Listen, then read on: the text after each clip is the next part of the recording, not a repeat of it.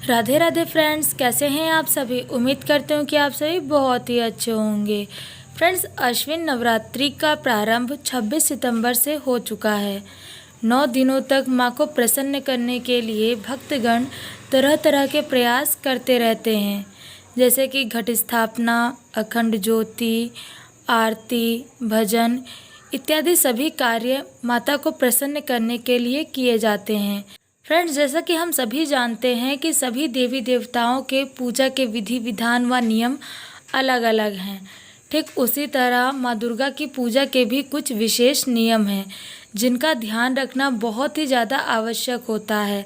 शास्त्रों में ऐसा बताया गया है कि यदि हम इन नियमों का विशेष ध्यान नहीं रखते हैं, विधि विधान से माँ दुर्गा की पूजा नहीं करते हैं, त्रुटिपूर्वक पूजा करते हैं, तो इससे हमें पूजा का फल भी नहीं मिलता है और साथ ही हमें भविष्य में इसके नकारात्मक परिणाम भी झेलने पड़ सकते हैं।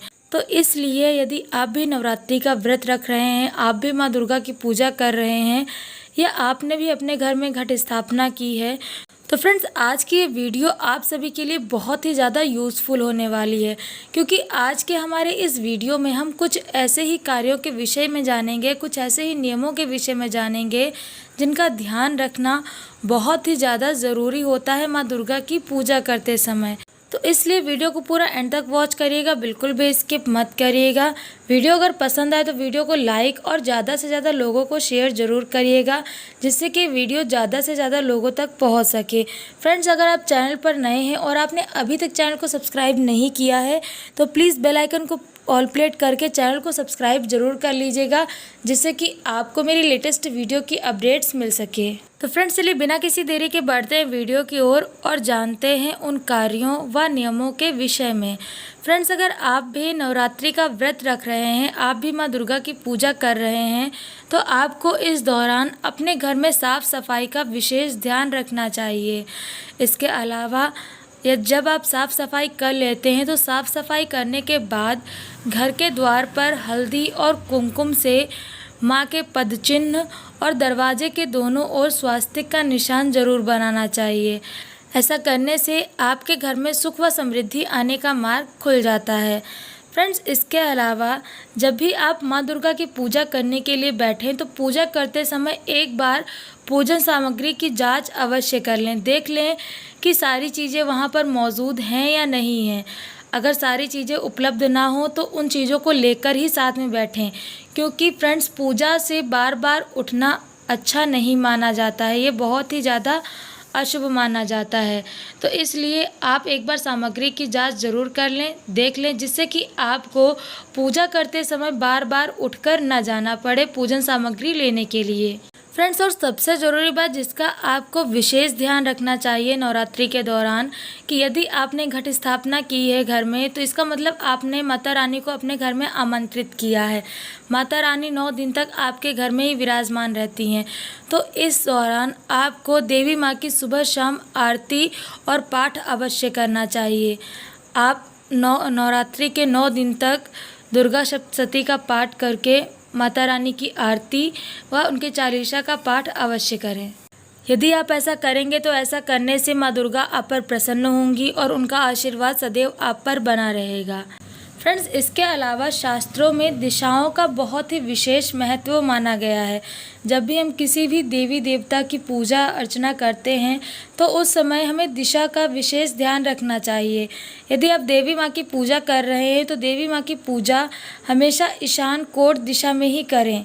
यदि आप अखंड ज्योति की स्थापना कर रहे हैं तो अखंड ज्योति को पूजा स्थल पर दक्षिण पूर्व दिशा की ओर ही रखें और कलश स्थापना करते समय भी शुभ मुहूर्त का ज़रूर ध्यान रखें, क्योंकि फ्रेंड्स अगर आप इन सभी चीज़ों को समय पर करेंगे और सही दिशा में करेंगे तो इससे आपको इसका शुभ फल अवश्य मिलेगा।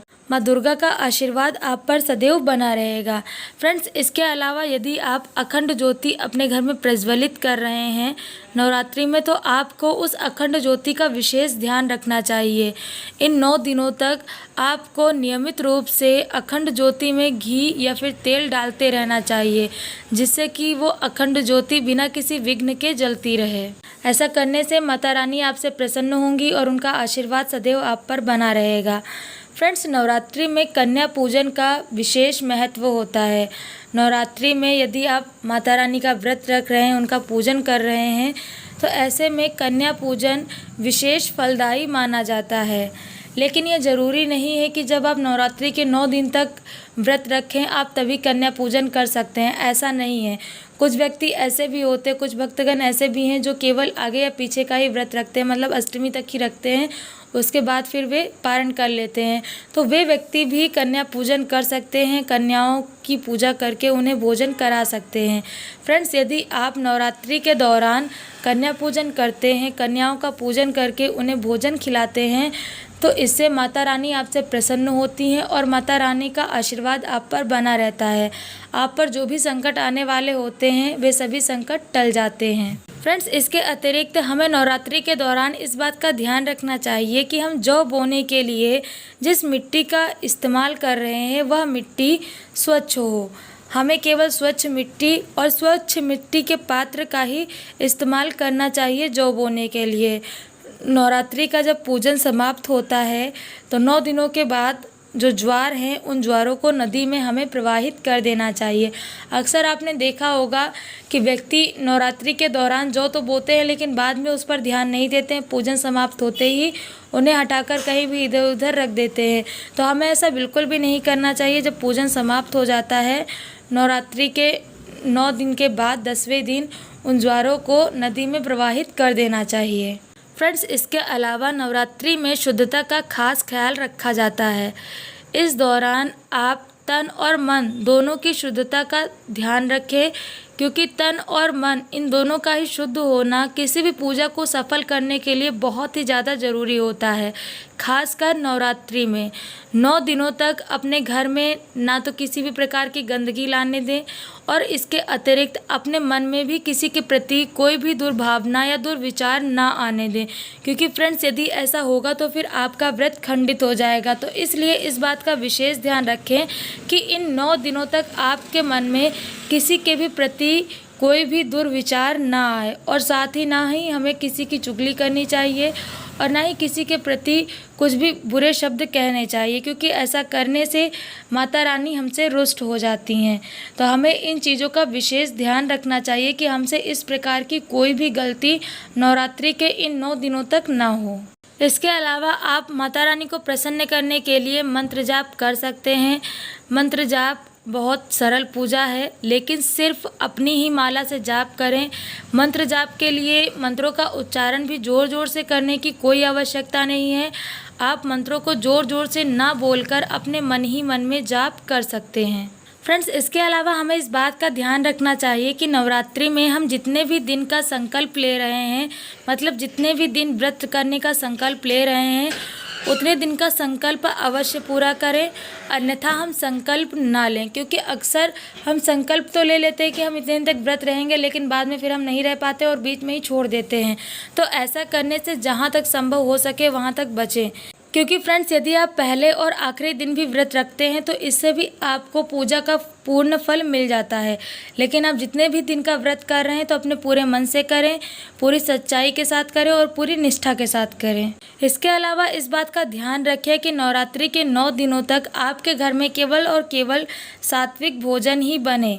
फलाहार भी यदि आप कर रहे हैं तो केवल एक समय ही करें।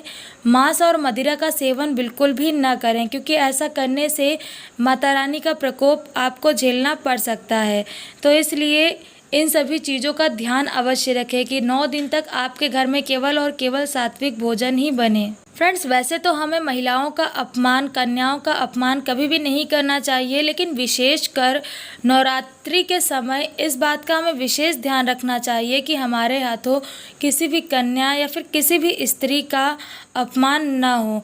क्योंकि यदि हमारे हाथों से ऐसा होता है तो इससे माँ दुर्गा हमसे रुष्ट हो जाती हैं, जिसके परिणाम स्वरूप भविष्य में हमें अनेक प्रकार की कठिनाइयों का सामना करना पड़ सकता है। फ्रेंड्स, इन सभी बातों का ध्यान दुर्गा पूजा में हमें अवश्य रखना चाहिए, क्योंकि यदि नवरात्रि के इन 9 दिनों तक हम सब इन बातों का ध्यान नहीं रखते हैं तो इससे हमें हमारी जो पूजा है वो अधूरी रह जाती है और हमें हमारी पूजा का पूर्ण फल नहीं मिलता है। और ऐसा भी हो सकता है कि अगर इनमें से कोई भी भूल आपसे हो जाए तो इसके अनिष्टकारी परिणामों का सामना भी आपको भविष्य में करना पड़ सकता है। तो इसलिए यदि आप नवरात्रि में 9 दिन का व्रत रख रहे हैं या माता रानी की पूजा कर रहे हैं, आपने भी अपने घर में घट स्थापना की हुई है, तो आप इन सभी बातों का विशेष ध्यान रखें कि इनमें से कोई भी त्रुटि आपके हाथों इन 9 दिनों तक ना हो, आपका ये व्रत निर्विघ्न संपन्न हो। फ्रेंड्स, यदि ऐसा हुआ तो माता रानी आपसे प्रसन्न होंगी और आप पर सदैव अपनी दया दृष्टि बनाए रखेंगी। माता रानी का आशीर्वाद आपको प्राप्त होगा। तो फ्रेंड्स, ये थी जानकारी उन कार्यों के विषय में जिन्हें हमें नवरात्रि के दौरान भूल कर भी नहीं करना चाहिए, क्योंकि यदि हम इन कार्यों को करते हैं तो इससे माँ दुर्गा हम पर प्रसन्न होने की अपेक्षा हमसे नाराज़ हो जाती हैं। तो इसलिए हमें इस बात का पूरा ध्यान रखना चाहिए कि इनमें से किसी भी कार्य को हम ना करें। हमसे भूल कर भी नवरात्रि के दौरान इनमें से कोई भी गलती ना हो। तो फ्रेंड्स, उम्मीद करती हूँ कि वीडियो में दी गई जानकारी आपको पसंद आई होगी। वीडियो अगर पसंद आई हो तो वीडियो को लाइक और ज़्यादा से ज़्यादा लोगों के साथ शेयर ज़रूर करें, जिससे कि वीडियो ज़्यादा से ज़्यादा लोगों तक पहुंच सके। वीडियो आपको कैसी लगी कमेंट करके ज़रूर बताएं। फ्रेंड्स, चैनल पर अगर आप नए हैं और आपने चैनल को अभी तक सब्सक्राइब नहीं किया है तो प्लीज़ चैनल को सब्सक्राइब करके बेल आइकन को ऑल पर ज़रूर कर दें, जिससे कि आपको मेरी लेटेस्ट वीडियो की अपडेट्स मिल सके। क्योंकि फ्रेंड्स, यहाँ पर इस चैनल पर आपको इस तरीके की इन्फॉर्मेटिव वीडियो हमेशा मिलती रहती हैं।